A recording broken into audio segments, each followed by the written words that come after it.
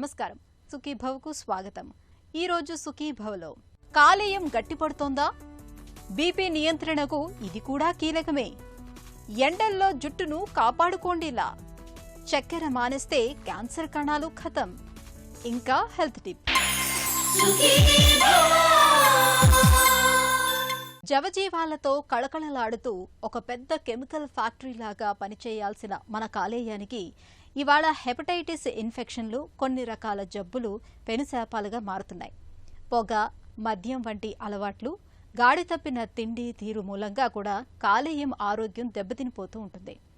కొన్ని సందర్భాలలో ఇన్ఫెక్షన్లు తీవ్రమై కాలేయం పూర్తిగా నిర్వీర్యం అయిపోతూ ఉంటుంది. లివర్ సిరోసిస్ అలాంటిదే. దీని బారిన పడ్డప్పుడు కాలేయంలోని కణజాలం క్రమంగా సిమెంట్ ముద్దలాగా గిడసబారిపోతూ ఉంటుంది. ప్రాణాంతకంగా పరిణమించే లివర్ సిరోసిస్ జబ్బు గురించిన పూర్తి వివరాల్ని ఇప్పుడు తెలుసుకుందాం. కాలేయం మన శరీరంలో అతిపెద్ద కెమికల్ ఫ్యాక్టరీ. మనం తిన్న ఆహారాలను జీర్ణం చేయటానికి తోడ్పడే ఎంజైములను విడుదల చేయటం మొదలుకొని శరీరంలో రకరకాలుగా పేరుకుపోయే విష రసాయనాలను తొలగించటం వరకు ఎన్నో రకాల పనుల్ని మన కాలేయం నిరంతరాయంగా నిర్వహిస్తూ ఉంటుంది. ఇంతటి కీలకమైన కాలేయానికి పని ఒత్తిడితో పాటు సమస్యలు కూడా ఎక్కువే. అయితే చాలా సందర్భాల్లో కాలేయం తనకు వచ్చే అనేక సమస్యలను తనంతకు తానే నయం చేసుకోగలదు. కానీ హెపటైటిస్ ఇన్ఫెక్షన్లను ఏళ్ల కొద్దీ నిర్లక్ష్యం చేసినప్పుడు, పొగ, మద్యం వంటి చెడు వ్యసనాలకు బానిసలుగా మారినప్పుడు కాలేయం క్రమంగా నిర్వీర్యమైపోతూ వస్తుంది. లివర్ సిరోసిస్ కూడా అలాంటిదే. సిరోసిస్ బారిన పడ్డప్పుడు కాలేయంలోని కణజాలం క్రమంగా గట్టిపడిపోతూ చివరికి సిమెంట్ ముద్దలాగా మారిపోతుంది. నార్మల్గా మన యొక్క లివర్ ఎలా ఉంటుందంటే స్పాంజ్ లాగా ఉంటుంది. స్పాంజ్ అంటే మెత్తగా ఉంటుంది. కొన్ని యొక్క కారణాల వల్ల, అంటే ఆల్కహాల్ తీసుకోవడం వల్ల కానీ, లాంగ్ స్టాండింగ్ డయాబెటీస్ వల్ల కానీ, లావుగా ఉండటం అంటే ఒబేసిటీ ఉన్న వాళ్ళకి కానీ, hepatitis B, hepatitis C infections, chronic infections ఉండటం వల్ల కానీ, ఇవన్నీ కూడా స్లోగా ఈ యొక్క మెత్తడిగా ఉన్నటువంటి లివర్ మీద స్లోగా ఎఫెక్ట్ పడడం వల్ల ఈ యొక్క లివర్ స్లోగా చిన్న చిన్నగా గట్టిపడుతూ వస్తుంటుందన్నమాట. సో ఆ యొక్క స్టేజెస్ వచ్చినప్పుడు లాస్ట్ స్టేజ్ వచ్చేసరికి దాన్ని సిరోసిస్ అంటాం. సో నార్మల్ లివర్ నుంచి సిరోసిస్ రావడానికి గల స్టేజ్కి వచ్చినప్పుడు ఫస్ట్ ఫ్యాటీ లివర్ స్టేజ్కి వెళ్తుంది. ఫ్యాటీ లివర్ నుంచి ఫైబ్రోసిస్ స్టేజ్కి వెళ్తుంది. ఫైబ్రోసిస్ నుంచి సిరోసిస్కి వస్తుంది. ఎప్పటికైనా 95% reversibility chances up to fibrosis level. Once it goes to cirrhosis level, 95% irreversible. Alcohol is the major cause for liver cirrhosis. Second వచ్చి హెపటైటిస్ బి, హెపటైటిస్ సి. ఈ యొక్క హెపటైటిస్ అనేటువంటి వైరస్లు చాలా ప్రాణాంతకమైనవి అన్నమాట. ఇవి క్రానిక్ హెపటైటిస్ వల్ల స్లోగా లివర్ సిరోసిస్కి వెళ్ళే ఛాన్సెస్ ఉంటుంది. 3 diabetes and long standing obesity. ఇవి నాష్ రిలేటెడ్ అంటాం, నాన్ ఆల్కహాలిక్ స్టీటో హెపటైటిస్ అంటాం. ఇవి కూడా ఒకందుకు కారణమయ్యేటువంటి కారణం. 4వది క్రిప్టోజెనిక్ అంటాం. క్రిప్టోజెనిక్ అంటే కొంతమందికి ఏ కారణము ఉండదు, తీరా చూస్తే సిరోసిస్ అని ఉంటుంది అనమాట. సమ్ ఆఫ్ ద జీన్స్ అనేది వాళ్ళ ఫ్యామిలీ నుంచి ట్రాన్స్మిట్ అవుతూ ఉండటం వల్ల వచ్చేటువంటి ఈ కారణం వల్ల కూడా లివర్ సిరోసిస్ వస్తుంది. మనకు ప్రాణాధారమైన కాలేయం దెబ్బతినిపోవటానికి, సిమెంటు ముద్దలాగా గట్టిపడిపోవటానికి, సాధారణ హెపటైటిస్ ఇన్ఫెక్షన్లు మొదలు మద్యపానం వరకు చాలా కారణాలే కనిపిస్తాయి. ఏళ్ల కొద్దీ కాలేయ జబ్బులతో బాధపడుతున్నప్పుడు, హెపటైటిస్ బి ఇన్ఫెక్షన్ సోకినప్పుడు, నాటుమందులు వాడే అలవాటు ఉన్నప్పుడు, ఒంట్లో వ్యాధి నిరోధకత తగ్గినప్పుడు, కాలేయం నుంచి విడుదలయ్యే పైత్యరస ప్రసరణలో అడ్డంకులు ఏర్పడినప్పుడు కాలేయం పనితీరు నెమ్మదిగా మందగిస్తూ వస్తుంది. చికిత్స తీసుకోకుండా నిర్లక్ష్యం చేసినప్పుడు అది చివరికి సిరోసిస్సుగా మారుతుంది. ఈ నేపథ్యంలో కాలేయం పనితీరు, కాలేయ వ్యాధులను ముందుగానే పసిగట్టేందుకు వేర్వేరు పరీక్షల సముదాయమైన లివర్ ప్రొఫైల్ను తరచుగా చేయించుకుంటూ ఉండటం మేలు. లివర్ సిరోసిస్ వల్ల ఫస్ట్ ప్రమాదకరంగా వచ్చేది అప్పర్ జిఐ బ్లీడ్ అంటాం, అంటే మోషన్లో కానీ వామిటింగ్లో కానీ రక్తం పడడం. సెకండ్ వచ్చి నేను చెప్పినట్టు లివర్ లోపల ఈ బ్లడ్ వెళ్ళకపోతే ఆ రక్తనాళాల నుంచి వచ్చిన చిన్నగా వాటర్ కొంచెం లీక్ అయిపోయి కడుపులో వాటర్ వస్తుంది. దాన్ని ఏమంటామంటే ఎస్ఐటీస్ అంటాం, వాటర్ ఇన్ ద అబ్డామిన్ అంటాం. కడుపులో నీళ్లు రావడం, కడుపు ఉబ్బడం అంటాం.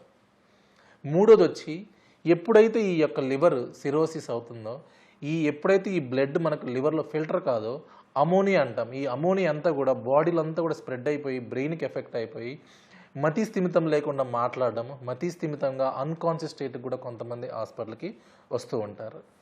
4వది వచ్చి జాండీస్. ఎప్పటికైనా జాండీస్ అనేది లేట్గా ప్రజెంట్ అవుతుంది.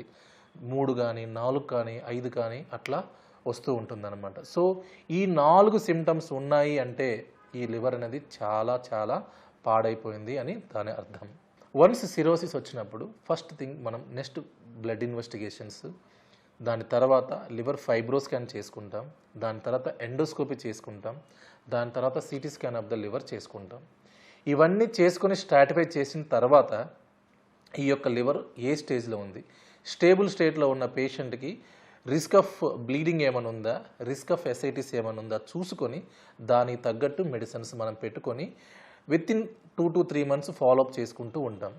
ఇలాంటి స్టేబుల్ స్టేట్ కంపెన్సేటెడ్ స్టేజ్ ఉన్న వాళ్ళు ఆల్మోస్ట్ 10 to 15 years కరెక్ట్గా మెడిసిన్స్ వాడుకుంటూ ఉంటే 10 to 15 years వరకు కూడా లైఫ్ లాంగ్ బాగా ఉంటుంది, ఎటువంటి కాంప్లికేషన్స్ రావు.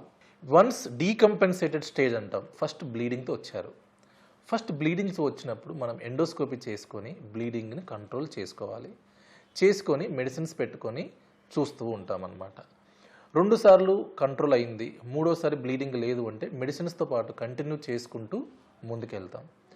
మళ్ళీ బ్లీడింగ్ అయింది అంటే దాని అర్థం ఏంటంటే ఈ లివర్ బాగా హార్డ్ అయిపోయి ఇంకా ఆ యొక్క వ్యక్తికి ఇంకా లివర్ ఏమీ సపోర్ట్ చేయట్లేదు అని దాని అర్థం. సో అలాంటి తరుణంలో ఆ యొక్క స్టెబిలిటీ ఆఫ్ డిసీజ్ని పట్టుకొని దాన్ని మనం ట్రీట్మెంట్ ఎలా చేయాలనేది చూసుకుంటూ ఉంటాం. 3వది కడుపులో వాటర్ రావడం. వన్స్ వాటర్ వచ్చినాయి అంటే లివర్ బాగా వీక్గా ఉందన్నట్టు. మనం మెడిసిన్స్ పెట్టుకుంటే 50 to 60% మళ్ళీ అన్స్టేబుల్ స్టేట్ నుంచి స్టేబుల్ స్టేట్కి కూడా వెళ్తారు. కానీ ఒక 30% మాత్రం ఆ స్టేబుల్ స్టేట్కి వెళ్ళలేరు. అలా వెళ్ళని వాళ్ళకి మనము లివర్ ట్రాన్స్ప్లాంట్ అని చెప్తూ ఉంటాము. కాలేయానికి సిరోసిస్ జబ్బు సోకినప్పుడు మొదటి దశలో నీరసం, నిస్త్రాణ, ఆకలి తగ్గిపోవటం, జీర్ణశక్తి మందగించటం, క్రమంగా బరువు తగ్గిపోవటం వంటి లక్షణాలు కనిపిస్తూ ఉంటాయి. సిరోసిస్ తీవ్రత పెరుగుతున్న కొద్దీ ముక్కు నుంచి తరచూ రక్తస్రావం జరగటం, కాళ్ల వాపులు, కడుపులోకి నీరు చేరటం, పొట్టపై రక్తనాళాలు ఉబ్బి కనిపించటం వంటి సమస్యలు కనిపిస్తాయి. సిరోసిస్ తీవ్రమవుతున్న కొద్దీ పరిస్థితులు ప్రాణాంతకంగా మారుతుంటాయి. ఒక్కోసారి పేషెంట్ కోమాలోకి కూడా వెళుతూ ఉంటారు. కాలేయానికి క్యాన్సర్ సోకే అవకాశాలు కూడా ఉంటాయి. లివర్ సిరోసిస్ను తొలి దశలోనే గుర్తించినట్లయితే పరిస్థితి కాలేయ మార్పిడి వరకు వెళ్లకుండా సిరోసిస్ను చాలా వరకు అదుపులో ఉంచుకోవచ్చు. కొంతమంది డబ్బు లేని వాళ్ళు ట్రాన్స్ప్లాంట్ పెట్టుకోలేము, కొంచెం టైం కావాలి అని అడుగుతూ ఉంటారు. అలా అడిగినప్పుడు మనం బ్రిడ్జ్ థెరపీ ఏమేమి చూసుకుంటాం. రిఫ్రాక్టరీ యూజే బ్లీడ్ కానీ రిఫ్రాక్టరీ ఎస్ఐటీస్ కానీ మనం వాళ్ళకు టిప్స్ అనేది ఆఫర్ చేయొచ్చు. టిప్స్ అంటే ట్రాన్స్ ఇంట్రాహెపాటిక్ పోర్టోసిస్టమిక్ షంట్స్ అంటాం. అంటే ఈ స్టంట్ లివర్లో పెట్టడం వల్ల లివర్లో ఉన్నటువంటి ఈ పోర్టల్ హైపర్ టెన్షన్ ప్రెషర్ తగ్గిస్తే ఈ బ్లీడింగ్ ఎస్ఐటీస్ 60 to 70% కంట్రోల్ అవుతుంది. మనం ట్రాన్స్ప్లాంట్ వరకు కొంచెం టైం కూడా దొరుకుతూ ఉంటుంది. కొంతమంది 10 to 15% ఈ టిప్స్ చేయడం వల్ల కూడా ట్రాన్స్ప్లాంట్ కూడా మనము కొంచెం అవాయిడ్ చేయడానికి కూడా ఆస్కారం కూడా ఉంది. ఇటియాలజీ ఆఫ్ సిరోసిస్ ఏంటి?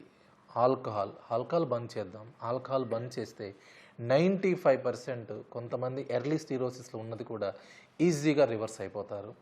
Hepatitis B, hepatitis C screening is very very important. Every family member has to be checked hepatitis B, hepatitis C. మనం అది చెక్ చేసుకోకపోతే మనకు తెలియకుండానే మా వైరస్ మన బాడీలో స్లోగా డ్యామేజ్ చేస్తూ ఉంటుంది. సో ఇవన్నిటిని కూడా చూసుకుంటూ ఈ లైఫ్ స్టైల్ చేంజెస్ అన్ని తగ్గించుకుంటూ ఉంటే లివర్ జబ్బులు అనేది రాకుండా మనం కాపాడుకోగలం. Prevention is better than cure. ఈ నానుడి కాలేయం విషయంలో 100కి 100 పాళ్ళు వర్తిస్తుంది. కాలేయాన్ని కాపాడుకునేందుకు జీవనశైలి అలవాట్ల విషయంలో ముందు నుంచి తగిన జాగ్రత్తలు తీసుకోవాలి. మద్యాన్ని మితంగా తీసుకోవటం లేదంటే పూర్తిగా మానుకోవటం చాలా ఉత్తమం. కాలేయం ఆరోగ్యానికి భద్రతనిచ్చే హెపటైటిస్ బి టీకాను తప్పనిసరిగా తీసుకోవాలి. మందుల చీటీ లేకుండా సొంతంగా మందుల్ని కొనుగోలు చేసి వాడకూడదు. ముఖ్యంగా హెర్బల్ మందుల వాడకంలో డాక్టర్ సలహాను తప్పనిసరిగా తీసుకోవాలి. రక్త మార్పిడి సమయంలో సురక్షితమైన జాగ్రత్తల్ని పాటించాలి. ఇలా అన్ని రకాలుగా తగిన జాగ్రత్తలు తీసుకోవటం ద్వారా మన కాలేయాన్ని భద్రంగా ఉంచుకోవచ్చు. హెల్త్ న్యూస్ మీకోసం. హై బీపీ చిన్న సమస్యేం కాదు. గుండె జబ్బులు, పక్షవాతం మొదలుకొని కిడ్నీ వైఫల్యం వరకు ఎన్నో ప్రమాదకర జబ్బులకు ప్రత్యక్షంగా పరోక్షంగా కారణంగా ఉంటోంది. పెద్ద వయసు వాళ్లనే కాదు, చిన్న వయసు వారిని కూడా ఇబ్బంది పెడుతోంది. హై బీపీతో బాధపడుతున్నప్పుడు మనలో చాలా మంది ఉప్పు వాడకాన్ని పరిమితం చేస్తూ ఉంటారు. అవసరమైతే ఉప్పును పూర్తిగా మానేస్తూ ఉంటారు. అయితే రక్తపోటు నియంత్రణకు కేవలం ఉప్పును తగ్గిస్తే చాలదని, పొటాషియం పుష్కలంగా లభించే ఆహార పదార్థాలపైన దృష్టి పెట్టాలని కెనడాకు చెందిన శాస్త్రవేత్తలు సూచిస్తున్నారు.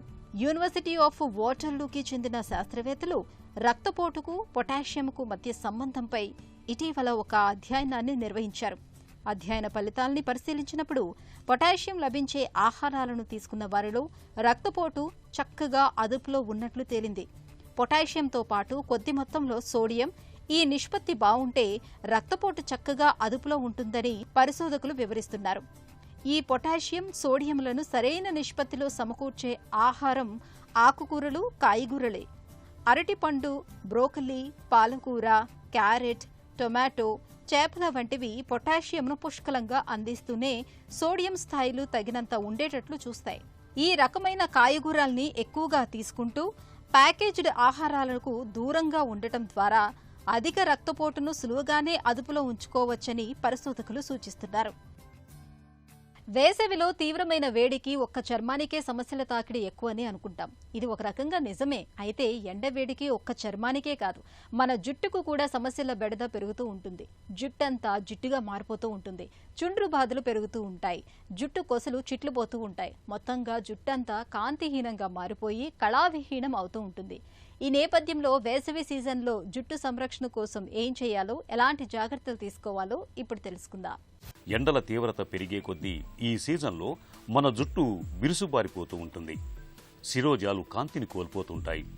జుట్టు కొసలు చిట్లిపోవటం, వెంట్రుకలు రాలిపోవటం లాంటి సమస్యలు చుట్టుముడుతూ ఉంటాయి. తరచూ ఎండకు తిరగటం మూలంగా మన వెంట్రుకలపై ఉండే సన్నని రక్షణ పొర దెబ్బతింటుంది. వాతావరణంలోని అధిక తేమ వల్ల కేశాలలోని హైడ్రోజన్ బంధాలు, లవణ బంధాలు కొంతవరకు దెబ్బతింటాయి. అలాగే చెమట కారణంగా కూడా తలలో చుండ్రు పెరగటం, సోరియాసిస్ వంటి జబ్బులు తీవ్రమవటం వల్ల మొత్తంగా వేసవిలో మన జుట్టుకు సమస్యల తాకిడి పెరుగుతూ ఉంటుంది. వేసవిలో మన జుట్టును ఆరోగ్యంగా ఉంచుకునేందుకు శిరోజాల రక్షణకు మొదటి షరతు తగినంత నీటిని తాగటమే.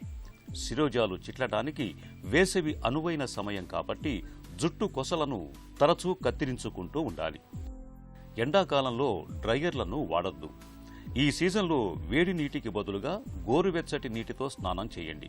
తలంటు స్నానం చేసిన తర్వాత మెత్తని తువ్వాలుతో తుడుచుకుని గాలికి ఆరనివ్వటం మంచిది.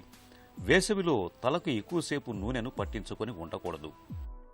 ఈ సీజన్లో వారంలో కనీసం 2 సార్లు ఆలివ్ ఆయిల్ రాస్తే శిరోజాలు జీవజవాలతో కళకళలాడుతూ ఉంటాయి. జుట్టు రాలటం తగ్గుతుంది. ఎండలు మండిపోయే ఈ వేసవి కాలంలో బయటకు వెళ్లాల్సి వచ్చినప్పుడు తలకు రక్షణగా ఊలు లేదా సిల్క్ స్కార్పులను వాడటం మంచిది. ఎల్లప్పుడూ ఇంటి నుంచి అడుగు బయట పెట్టేటప్పుడు వాతావరణ కాలుష్యం బారిన పడకుండా జుట్టును స్కార్ప్ లేదా క్యాప్తో కప్పి ఉంచాలి. ప్రతిరోజు కండిషనర్ తప్పనిసరిగా వాడాలి. ఒకసారి జుట్టుకు మాయిశ్చరైజర్లు చేయాలి. జుట్టును గాలికి వదిలేయటం కన్నా జడ వేసుకోవటం మంచిది. దీంతో వేడిగాలుల మూలంగా జుట్టు త్వరగా పాడయ్యే అవకాశాన్ని తగ్గించవచ్చు. వారానికి 2-3 సార్లు మాత్రమే తలస్నానం చేయటం మంచిది. జుట్టును దువ్వటానికి వెడల్పాటి పళ్లున్న దువ్వెనను ఎంచుకోవటం మేలు. వెడల్పాటి పళ్లున్న దువ్వెన మొండి చిక్కులను విడదీసి జుట్టు రాలటాన్ని అరికడుతుంది. సున్నితమైన శిరోజాలను ఎండ నుండి కాపాడుతుంది. వేసవిలో జుట్టు సంరక్షణ కోసం ఇలా అన్ని రకాలుగా తగిన జాగ్రత్తలు తీసుకుంటే వేసవిలో మన జుట్టు చక్కటి ఆరోగ్యంతో ఉంటుంది. మన ఒంట్లో కణాలకు శక్తి కావాలంటే గ్లూకోజ్ కావాలి. అది మనం తిన్న ఆహారం నుంచి లభిస్తుంది. తగినంత గ్లూకోజ్ అందకపోతే కణాలు నీరసించిపోతాయి. ఇదే సూత్రం క్యాన్సర్ కణాలకు వర్తిస్తుందని, వాటికి గ్లూకోజ్ అందకుండా చేస్తే ఆ రాకాసి కణాలు నెమ్మదిగా నిర్వీర్యం అయిపోతాయని, తద్వారా క్యాన్సర్ నుంచి బయటపడొచ్చనే నమ్మకం ఇవాళ చాలా మందిలో కనిపిస్తోంది. ఈ నమ్మకంతోటే చాలా మంది క్యాన్సర్ రోగులు చక్కెర వాడకాన్ని తగ్గిస్తున్నారు. కొందరైతే పూర్తిగా చక్కెరను మానేస్తున్నారు కూడా. అసలు ఈ నమ్మకంలో నిజమెంత? చక్కెరను మానేస్తే నిజంగానే క్యాన్సర్ కణాలు ఖతమవుతాయా? ఆసక్తికరమైన ఈ విషయాల గురించి డాక్టర్ని అడిగి ఇప్పుడు తెలుసుకుందాం. చక్కెర మానేస్తే క్యాన్సర్ కణాలు చనిపోతాయా? ఇప్పుడు మన శరీరానికి షుగర్ అనేది కంపల్సరీ కావాలి. ఇప్పుడు మన బ్రెయిన్ ఫంక్షన్ అవ్వాలన్నా షుగర్ కావాలి, కణాలు ఏది ఫంక్షన్ చేయాలన్నా షుగర్ కావాలి. క్యాన్సర్ కణాలు కూడా షుగర్ మీదే డిపెండ్ అయి ఉంటాయి, అది కాదనిలేం. కానీ అది చంపేయడానికి మన శరీరాన్ని కూడా మనం చాలా ఇబ్బంది పెట్టాలి. దానివల్ల క్యాన్సర్ కణాలన్నీ చచ్చిపోతాయి అనేది అదొక అపోహ అన్నమాట. దాని మీద ఎంతో రీసెర్చ్ అన్నీ జరిగినా సరే అది ఎక్కడా ప్రూవ్ అవ్వలేదు. అటువంటి దాన్ని మనం ఎంకరేజ్ చేయకూడదు. క్యాన్సర్ వచ్చినప్పుడు ఏంటంటే పేషెంట్ కీమోథెరపీ అని చాలా తీసుకుంటూ ఉంటారు, సర్జరీస్ అన్నీ జరుగుతూ ఉంటాయి. ఎప్పుడైనా సరే ఆ ప్రోటీన్ డైట్ అనేది వెల్ బ్యాలెన్స్డ్ డైట్ అనేది తీసుకోవాలి. దానివల్ల ఏంటంటే ఆ కీమోథెరపీ సైడ్ ఎఫెక్ట్స్ని టాలరేట్ చేయడానికి కానీ దీనన్నిటికీ చాలా హెల్ప్ఫుల్గా ఉంటుంది. అదే కనుక మనం షుగర్ తగ్గించేసేసి స్టార్వ్ అవుతుంటే మన బాడీ కూడా తట్టుకోవడం చాలా కష్టంగా ఉంటుంది. మనం తినే దాని మీద ఇంట్రెస్ట్ తగ్గిపోయి ఆ బ్యాలెన్స్ డైట్ పోయి రకరకాల వేరే డైట్స్ తీసుకోవడం వల్ల కూడా చాలా ఇబ్బందికరమైన పరిస్థితిలోకి వెళ్ళిపోయి మన రెగ్యులర్ యాక్టివిటీ అంతా తగ్గిపోయి ఇబ్బంది పడుతూ ఉంటాం. సో ఎప్పుడైనా సరే ఒక బ్యాలెన్స్డ్ డైట్ తీసుకోవడం అనేది మంచిది. చక్కెర వాడకం తగ్గిస్తే క్యాన్సర్ కణాల వృద్ధి నెమ్మదిస్తుందా? ఎక్కువ షుగర్ అంటే మనకు యాడెడ్ షుగర్స్ లేకపోతే సిరప్స్ అటువంటి యాడ్ చేసుకోకుండా కోక్స్ లేకపోతే సాఫ్ట్ డ్రింక్స్ ఇటువంటివన్నీ అవాయిడ్ చేసామనుకోండి, అది చాలు. మనం రెగ్యులర్గా తీసుకునే దాంట్లోనే షుగర్ మనకు చాలు అనమాట. ఎక్కువ తీసుకోవాల్సిన అవసరం లేదు. అలానే మన బాడీని మనం ఎక్కువ స్టార్వ్ చేయకూడదు. స్టార్వ్ చేస్తే ఏంటంటే అసలు మనం క్యాన్సర్ని ఫైట్ చేసే ఎబిలిటీ కూడా తగ్గిపోతూ ఉంటుంది. మన బాడీకి ప్రతి ఆర్గాన్ ఫంక్షనింగ్ కూడా we need certain amount of sugar. ఇప్పుడు మన షుగర్ తీసుకున్నంత మాత్రాన ఇదే పోదు. మన బాడీ హ్యాస్ డిఫరెంట్ మెకానిజమ్స్. అలానే క్యాన్సర్ సెల్స్ కూడా చాలా తెలియగలవి. మనం వాటిని స్టార్వ్ చేసామనుకోండి షుగర్ లేకుండా, అవి ఏంటంటే ఫ్యాట్స్ నుంచి లేకపోతే మన బాడీలో ఉన్న ప్రోటీన్ నుంచి they have their own mechanisms అనమాట. దానితో అవి సర్వైవ్ అయిపోతూ ఉంటాయి, మన బాడీ మాత్రం వీక్ అయిపోతూ ఉంటాయి. అసలు ఎవల్యూషన్లోనే బాడీలో అన్ని రకాలు ఉండాలి, దాంతోనే మన బాడీ అంతా నార్మల్ ఫంక్షనింగ్ ఉండాలి అని చెప్పి బ్యాలెన్స్డ్ డైట్ అనేది మనం ఎప్పటి నుంచో తీసుకుంటా ఉన్నాం. దాన్ని మనం రకరకాలుగా మార్చేయకూడదు. మన బాడీ క్యాన్సర్ అనే ఒక స్ట్రెస్ఫుల్ కండిషన్లో ఉన్నప్పుడు దాంతో కీమోథెరపీలు అన్నీ తీసుకునేటప్పుడు ఇంకా మనం ఇబ్బంది చేసేయకూడదు. క్యాన్సర్ వచ్చిన తర్వాత దాన్ని ఎలా తగ్గించుకోవాలని చెప్పి మనం చూసుకోవాలి. కానీ క్యాన్సర్ రాకముందు you can try different type of things. That's a different story. కానీ క్యాన్సర్ పేషెంట్స్ని మనం ఒక బ్యాలెన్స్డ్ డైట్ కాకుండా ఇటువంటి డిఫరెంట్ టైప్స్ ఆఫ్ డైట్స్ అంటే ఒకటి ఎక్కువ ఒకటి తక్కువ తీసుకోకుండా ఒక న్యూట్రిషనిస్ట్ గైడెన్స్లోనో లేకపోతే ఒక ఆంకాలజిస్ట్ గైడెన్స్లోనే మనం ఒక డైట్ అనేది తీసుకోవడం మంచిది. కీటో డైట్తో క్యాన్సర్ ముప్పు తప్పుతుందా? లో కార్బ్ డైట్ లేకపోతే కీటో డైట్ ఇవన్నీ కొన్ని బ్రెయిన్ క్యాన్సర్స్లోనూ వాటిలోనూ కొంచెం స్టడీ చేశారు. దేని మీద అంత పర్ఫెక్ట్గా మాత్రం ఆన్సర్స్ అనేది లేదండి. సో అందుకనే మనకి ఇప్పుడు డైట్ గురించి ఏమైనా కావాలి అంటే మాత్రం ఇప్పుడు వెబ్సైట్స్లో చూడొచ్చు. అంటే గూగుల్లో వాటిలో సెర్చ్ చేసినప్పుడు అమెరికన్ క్యాన్సర్ సొసైటీ లేకపోతే నేషనల్ ఇన్స్టిట్యూట్ ఆఫ్ హెల్త్ ఆ వెబ్సైట్స్లోకి వెళ్ళి మనం చూసామనుకోండి, they will have clear guidance అనమాట. అంతేగాని మనం ఇండివిజువల్గా లేకపోతే ఫ్రెండ్స్ చెప్పారనో లేకపోతే వేరే పేషెంట్స్ చెప్పారనో అటువంటి ఫాలో అయితే మనం ఇబ్బందుల్లోకి వెళ్తాం. ఎందుకంటే ఒక్కో పేషెంట్కి ఒక రకమైన క్యాన్సర్ ఉంటుంది. మనం రకరకాల డైట్స్ మనం మార్చేస్తూ ఉంటే అది ఇబ్బందికరమైన పరిస్థితిలోకి వెళ్ళి అసలు ట్రీట్మెంట్కే మోసం వచ్చేసి క్యాన్సర్ని మనని చంపేసేయడానికి అది ఎక్కువ కాలం పట్టదన్నమాట. So we should be very careful. Diet is the most important thing ఎప్పుడైనా క్యాన్సర్ పేషెంట్ ఈ ట్రీట్మెంట్స్ అన్ని టాలరేట్ చేయాలి అంటే. క్యాన్సర్తో బాధపడుతున్నప్పుడు చక్కెరను మానడం మేలు చేస్తుందా? యాడెడ్ షుగర్స్ మనం తగ్గించుకోవాలండి. అలానే సాఫ్ట్ డ్రింక్స్ అటువంటివన్నీ అవాయిడ్ చేస్తే మనకు చాలా హెల్ప్ఫుల్గా ఉంటుంది. ఏదైనా మన ఫుడ్లో ఉన్న షుగర్స్ మనకు సరిపోతాయి, ఎక్స్ట్రా షుగర్స్ తీసుకోకుండా సరిపోతాయి. అలానే ఎక్కువ ప్రోటీన్ డైట్ మీద మనం ఫోకస్ చేసామనుకోండి, that will help us a lot అనమాట. ఈ ప్రాబ్లమ్స్ అన్ని ఫేస్ చేయడానికి ద కీమోథెరపీ లేకపోతే రికవరీలో వాటిలన్నింటిలో హెల్ప్ఫుల్గా ఉంటుంది. క్యాన్సర్ చికిత్సల తాలూకు దుష్ఫలితాల్ని ఎలా అధిగమించాలి? క్యాన్సర్ పేషెంట్స్ని డైట్ అనేది న్యూట్రిషనిస్ట్ గైడెన్స్ తీసుకుంటే బాగుంటుంది. ట్రీట్మెంట్ ఇచ్చే డాక్టర్ని మనం అడగొచ్చు ఏ రకమైన తీసుకోవాలని. ప్రోటీన్ ఫుడ్ అనేది ఇస్ ఎ మస్ట్, ఎందుకంటే మన మజిల్ వేస్టింగ్ లేకుండా ఉండాలి. కీమోథెరపీ తీసుకున్నప్పుడు మొదటి వారం చాలా ఇబ్బందికరంగా ఉంటుంది, అప్పుడు మనం ఏది నోటికి ఏది సహించదనమాట. సో మన ఫ్యామిలీ మెంబర్స్ అంతా పుష్ చేస్తూ ఉంటారు కాబట్టి మనం ఏదో రకంగా ఎంతో కొంత మనం తీసుకోగలిగితే మంచిది. అలా అని చెప్పి ఎక్సెస్ ఫ్యాట్లు, ఓన్లీ ఫ్యాట్ డైట్స్ లేకపోతే ఓన్లీ ప్రోటీన్ డైట్స్ కాకుండా it's a mixed and balance diet మనకి నోటికి నచ్చింది ఆ మొదటి వారం తీసుకుంటే చాలా హెల్ప్ఫుల్గా ఉంటుంది. దానికి డాక్టర్స్ అడిగితే చెప్తారు, అంటే ఏ రకమైన డైటు ఏది అని చెప్పి. వారు మనకి మొదటిసారి ఇబ్బందిగా ఉండొచ్చు మొదటి కీమోథెరపీ తీసుకున్నప్పుడు, రెండోసారి మూడోసారి ఈజీగానే ఉంటుంది. అలానే ఈ కీమోథెరపీలు అయిన తర్వాత కొంతమంది సర్జరీలకు వెళ్లాల్సి వస్తుంది. అటువంటప్పుడు మన ప్రోటీన్ మ్యాస్ అన్నీ నిలబెట్టుకుంటే తర్వాత ఈజీగా ఉంటుంది. అదే అబ్డామినల్ క్యాన్సర్స్ అయితే దానికి కూడా మనకి డైట్ అనేది is the most important thing and it should be balance diet. ఇప్పుడు మెడిటేరియన్ డైట్, అలా వెస్టర్న్ డైట్స్ అని రకరకాల డైట్స్ ఉన్నాయి. బట్ మన బాడీకి ఏది పడుతుంది అనుకుంటే మనం అది తినొచ్చు, అంతేగాని వీ షుడ్ నాట్ ఫోర్స్ అనమాట. ఫోర్స్ఫుల్ ఫీడింగ్ అలాంటివి చేస్తే పేషెంట్స్ చాలా ఇబ్బంది పడుతూ ఉంటారు. మితంగా తీసుకొని మనం ఎంత తినగలిగితే అంత తిని ఈ బేసికల్గా వాకింగ్ చేస్తే యాక్టివ్గా ఉంటే that will help us a lot. చక్కెరను మానేస్తే క్యాన్సర్ కణాలు నశించిపోతాయన్నది కేవలం అపోహ మాత్రమే. అయితే చక్కెర వాడకాన్ని తగ్గించడం, పూర్తిగా మానేయడం అనేది మన ఆరోగ్యానికి ఉపకరించేదే. ఇక క్యాన్సర్ను ముందుగానే గుర్తించినట్లయితే కీమో, రేడియేషన్, సర్జరీల సాయంతో సులువుగానే బయటపడొచ్చు. ఇక ఈరోజు కార్యక్రమాన్ని ముగించే చిన్న చిట్కా మీకోసం. వేసవి సీజన్లో నిత్యం అన్నం వార్చిన గంజిలోకి చిటికెడు ఉప్పు, కొద్దిగా నిమ్మరసం వేసుకొని తాగడాన్ని అలవాటు చేసుకోండి. వేసవి తాపం తగ్గుతుంది, ఎండతో వచ్చే సమస్యల ముప్పు తప్పుతుంది.